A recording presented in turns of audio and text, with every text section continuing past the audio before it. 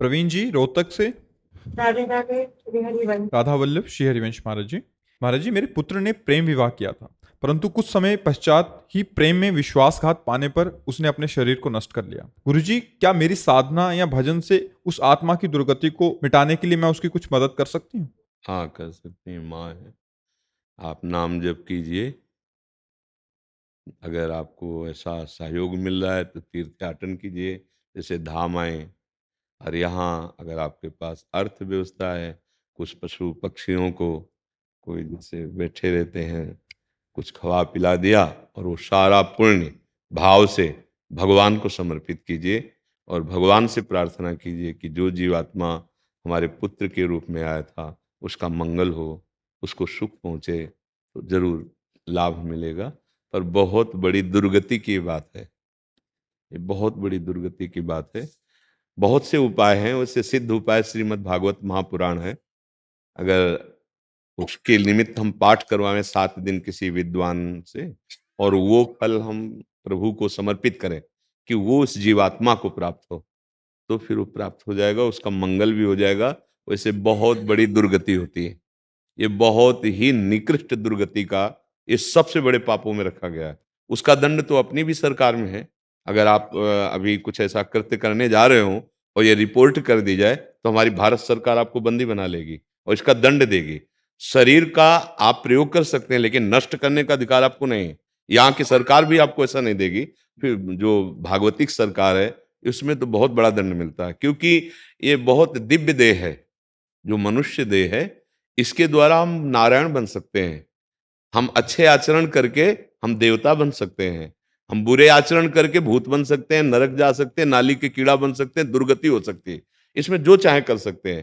अब होता कि हम कई बार प्रार्थना कर चुके हैं एकांतिक में कि ये जो आज हमारे लगभग 30 वर्षों से चला है, पहले हमने नहीं सुना, 30-35 वर्ष से चला होगा, ये बॉयफ्रेंड गर्लफ्रेंड, ये तो हमने नहीं सुना।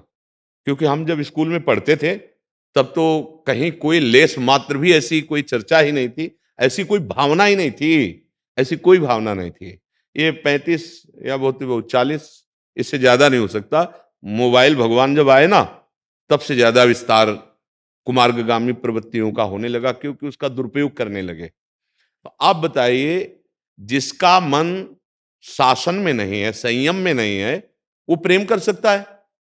जिसकी इंद्रियां व्यभिचार में उतर गई, वो प्रेमी हो सकता है? क्या ड्रामा, क्या नाटक कि हम आपसे प्रेम करते हैं। धोखा नहीं तो और सत्य मिलेगा? धोखा ही है। अगर टिके हुए भी हो तो भी धोखा है। आप देख लेना, परिणाम में देख लेना। क्यों? यहां आए किस लिए हो? संयम से चलकर, माता पिता की आराधना करके, उनकी अनुमति लेकर के, गृहस्थ धर्म या विरक्त धर्म जो भगवान दे उसका पालन करते हुए भगवत प्राप्ति के लिए। आज माता पिता को कुछ नहीं समझा जाता है। नए बच्चे ना अवहेलना कर देते। कितने यहाँ आकर के ये इस विषय की चर्चा करते हैं। हम सब नवीन भाइयों से यही समझाना चाहते हैं, मित्रता करना बुरा नहीं है, प्रेम करना पाप नहीं है, लेकिन व्यभिचार करना पाप है। आप जब तक एक को वर्ण कीजिए और आजीवन निर्वाह का नियम लेकर माता पिता के सामने पेश हो जाइए, चाहे वो सरकार से आपको पास करवा दें या आप स्वयं पास कर दें, और आजीवन रहिए, दुख सुख को समान भाव से सहिए, कोई पाप नहीं। लेकिन जब तक संस्कार ना हो जाए, तब तक दोनों एक मित्र की तरह पवित्र रहिए। देखो आपका जीवन कैसा बनता है। ये क्या चरित्र है? 4 दिन इधर, 4 दिन इधर, बोले उससे ब्रेकअप, और उससे फिर प्यार, फिर उससे ब्रेकअप, फिर उससे प्यार। इसको क्या हम शब्द दें? क्या कहेंगे इसे?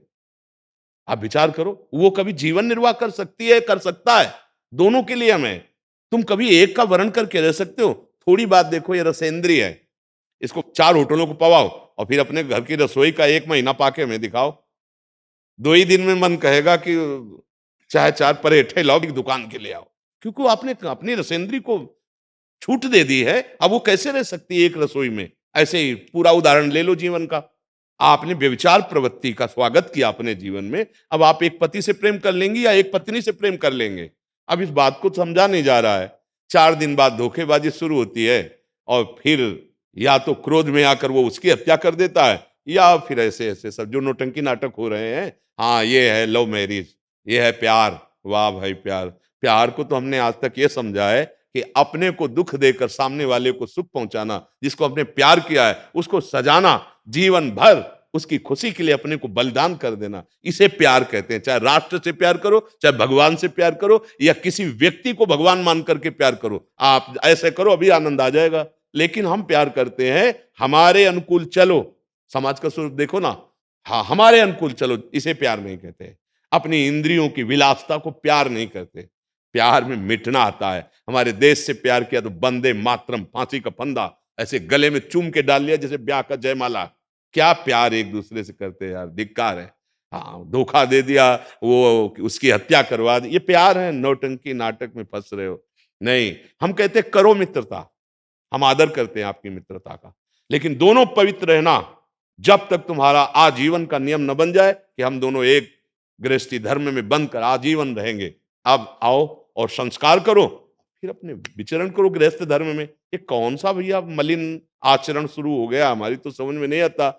नवीन बच्चे जरूर कटु वचन मानते होंगे कि ये ऐसा कहते हैं। अब एक और चला है, अभी वो चर्चा हुई थी, लिव इन रिलेशन। अब हमें तो परिचय उसका इन्हीं सब पढ़े लिखे लोगों ने दिया कि आप चाहो तो महीना 2 महीना रह सकते हो साथ, और इसके बाद छोड़ सकते हो। यार क्या तमाशा हो रहा है। मतलब आप कोई दुकान की वस्तु समझ लिए हो? मतलब आज अपने जीवन को आप कहां पहुंचा रहे हो कि हम महीना 2 महीना एक मित्र बन करके रहे और विलासिता की, और फिर कह दिया कि अब हमारा तो मन नहीं आपके साथ रहने। होगा ही क्यों मन? क्योंकि वहां सुख है नहीं, नवीन नवीन भोगने की इच्छा होगी। क्या यार, हमारी समाज को बर्बाद किया जा रहा है? क्या समाज का हमारे स्वरूप प्रकट हो रहा है? तो है वैसे बड़ा भयावह ये प्रसंग। कई बार हम कह चुके हैं कि माता पिता जरूर दोषी पाए जाएंगे, क्योंकि अगर आपने बचपन से शिक्षा दी होती, आप उनके वो अधिकार ना देते जो आपके अधिकार को रौंद रहे हैं, तो मुझे लगता है कि शायद ऐसा गलतियां ना होती। आपने अपने सुख के लिए केवल विचारा, लौकिक सुख के लिए केवल विचारा। आपने कभी बैठ के उसे धर्म की शिक्षा नहीं दी। आपने कभी बैठकर उसे शास्त्र स्वाध्याय नहीं कराया। आपने बैठ करके उसे कभी उसको वो नहीं सिखाया जिसका भोग भोगना पड़ रहा है। हाँ, खूब पढ़ो लिखो, नौकरी करो, धन कमाओ, मौज मस्ती कर बेटा।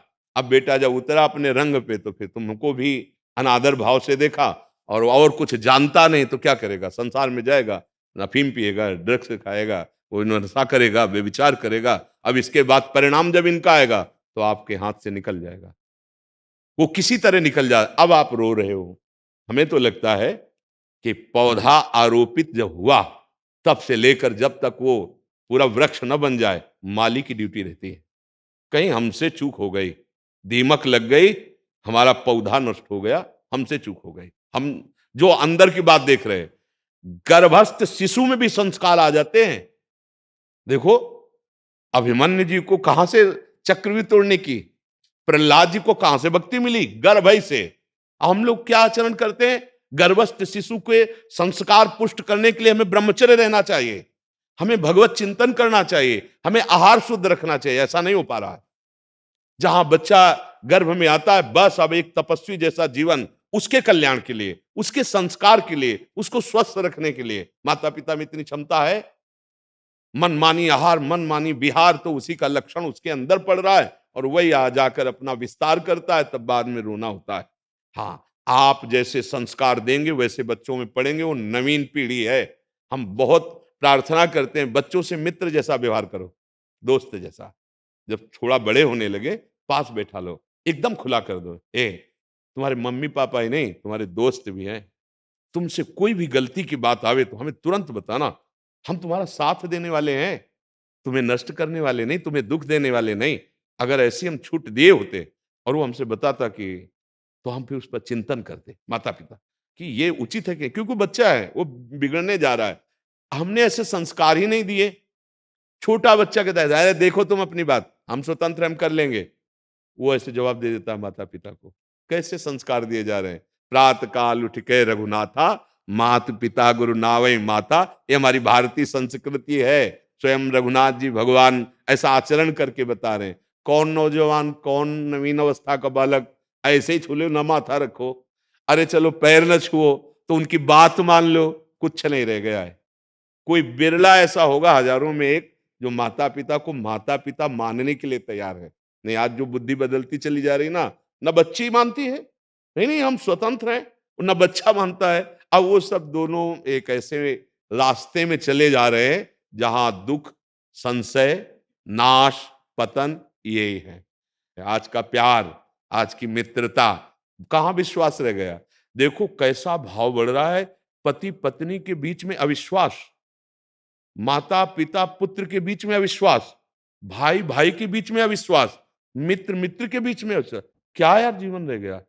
अरे मित्र मित्र के लिए ऐसा विश्वास होता था, प्राण त्यागने वाला होता था। पति पत्नी का संबंध ऐसा, जीवन भर दुख सुख सहते हुए, हाँ धर्म पूर्वक चले, माता पिता को भगवान समझा जाए, ये हमारा धर्म है। पर आज जो समय, हम यही उपकार मानते हैं कि आप सब आकर बात सुन रहे हो धर्म की, शास्त्र की, ये हम पे बड़ा उपकार कर रहे हो, हम पे बड़ी कृपा कर रहे हो। यदि आप सुधर गए, आपके विचार सही हो गए, तो हमारा जीवन, हमारी साधना सार्थक हो जाएगी। यही हम समझाने के लिए, चाहे जैसी परिस्थिति हो, आपसे मिलते हैं कि आप समझ जाओ, ये कोई सुख देने वाला नहीं है। देखो, जब आपका पवित्र हृदय होता है, फिर कोई साथी मिलता है, तो एकदम समर्पण हो जाता है और लगता है मेरा जीवन साथी है। अब वहाँ सैकड़ों हमारे हृदय में आ गए हैं, चले गए हैं, अब उसका अभ्यास बन गया है, अब वो टिकेगा नहीं, न एक जगह टिकेगा, न एक बात में टिकेगा। हमारे इशारे को समझ लो, अब उसका जीवन क्या होगा? वो कह रहा है कि तुम्हें जो करना करो, हम रोकते हैं क्या? वो कहे तुम्हें जो करना करो, हम रोकते हैं क्या? आप हमें डिस्टर्ब मत कीजिए। वो अपनी बेग उठाए, वो अपनी बेग उठाए, अपने और रहे एक ही मकान में रहे, दोनों का मन नहीं मिल रहा, दोनों के आचरण नहीं मिल रहे। क्या भला ये जीवन है गृहस्थी का? ये क्या जीवन है? अब क्या सुख इनको मिलेगा? भाई सुख मिलता है प्रीति में। जैसे हम मित्र मित्र बैठते हैं, तो प्रीति का सुख है। अगर हम पति पत्नी प्रीति करें, कितना सुख है। अगर पुत्र प्रीति करे माता पिता में, कितना सुख। कहते माता पिता प्रीति करे, तो मुझे लगता है अगर वो प्रीति न किए होते तो आप इतने बड़े नहीं हो जाते। तुम्हारी शौच धोई, तुम्हें स्नान कराया, अपनी छाती का दूध पिलाया, तुम्हें इतना बड़ा सयाना किया, उनकी प्रीति में संशय मत देखो, संशय हमारी प्रीति में। उन्होंने अपना कर्तव्य कर दिया, बड़ी मेहनत करके माता पिता पढ़ा लिखा करके जब ऊंचे पदवी पे बैठालते, तो बेटा उन्हें नौकर कहता है।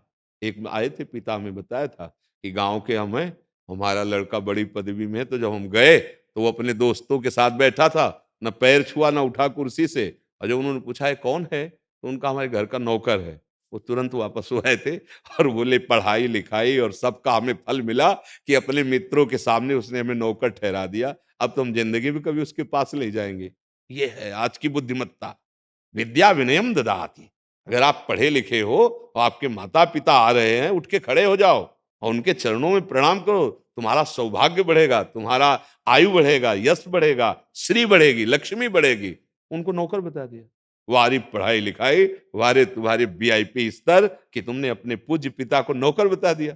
तो भाई आप समझना हमारी बात को कि जब तक तुम शास्त्रों का स्वाध्याय नहीं करोगे, आध्यात्मिक प्रवचन नहीं सुनोगे, नाम जप नहीं करोगे, भगवान का आश्रय नहीं लोगे, तो बुद्धि तुम्हारी अशुद्ध ही रहेगी और उसके द्वारा जो आचरण होंगे वो दुर्गति कराने वाले होंगे। क्या देखा उसने संसार का?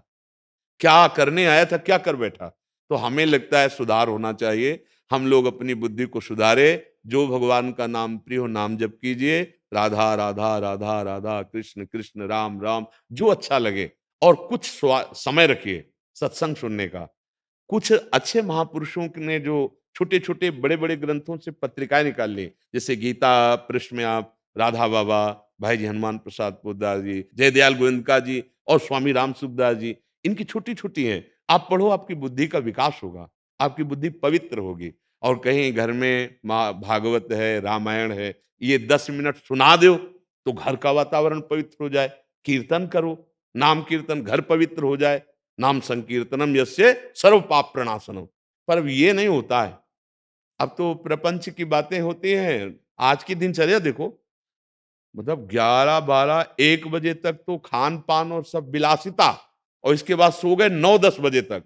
अब बताओ जो ब्रह्म मुहूर्त का समय भजन का है, जीवन को प्रकाशित करने का, वो सोने में जा रहा है, बुद्धि क्या होगी? इसलिए सब सावधान रहो। जैसी ये माँ दुखी है, हम चाहते हैं ऐसी कोई माँ दुखी ना हो। आप लोगों का जीवन मंगलमय हो, आप विचारवान बने, अपने दोस्त को विचार पूर्वक चयन करें।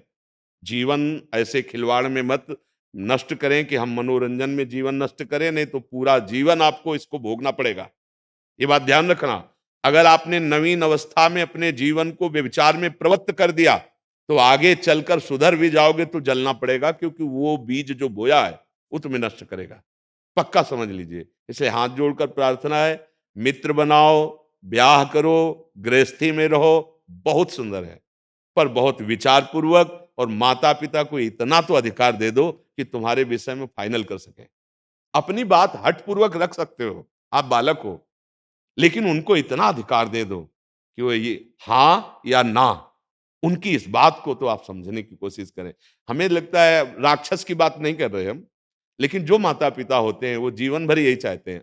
जो माता पिता का हृदय, मुझे जैसा लगता है, राक्षस की बात नहीं कह रहा, जैसे आजकल कुछ उदाहरण आने लगे हैं, वो बात नहीं कह रहा हूं। वो क्या, हमें तो लगता है हर माँ का हृदय, हर पिता का हृदय, अगर आप उसको गाली भी दे के जाओगे तो यही चाहेगा कि मेरे बेटे को कोई गाली न दे, मेरे बेटे को कोई ठोकर भी ना लगे, मुझे जैसा लगता है। अभी तो कुछ ऐसे चुटपुट उदाहरण मिलते हैं कि जिनके द्वारा पोषण होना चाहिए उनके द्वारा शोषण होने लगा है। वो बुद्धि भ्रष्ट राक्षस है, वो माता पिता नहीं है। वो क्या, अपने माता पिता को अधिकार देना चाहिए, और ऐसी कभी गलती न करो। मरने से क्या समस्या का समाधान हो जाएगा क्या? चलो तुम्हें धोखा मिला है, तो कोई ना कोई मार्ग तो खुलेगा जहां तुम्हें प्यार मिलेगा।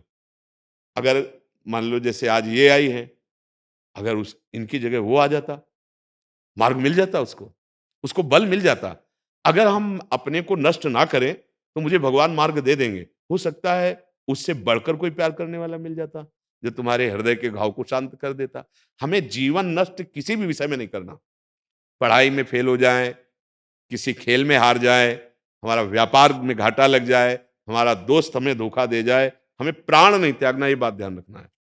ये मनुष्य जीवन अगर नष्ट हुआ, तो प्रेत बनना पड़ता है, और प्रेत को महान दुख भोगना पड़ता है। प्रेत यूं नहीं मिलती है, आत्महनन गत। इसलिए ऐसी कोई गलती मत करना। नहीं, हम हर दुख सह सकते हैं, हम हर लड़ाई जीत सकते हैं। ऐसा मत करना, कभी कोई मत करना। जहां तक हमारी आवाज पहुंचे, चाहे प्रगट में या यूट्यूब के द्वारा, कभी आप अपने जीवन को नष्ट करने की बात तो सोचना नहीं।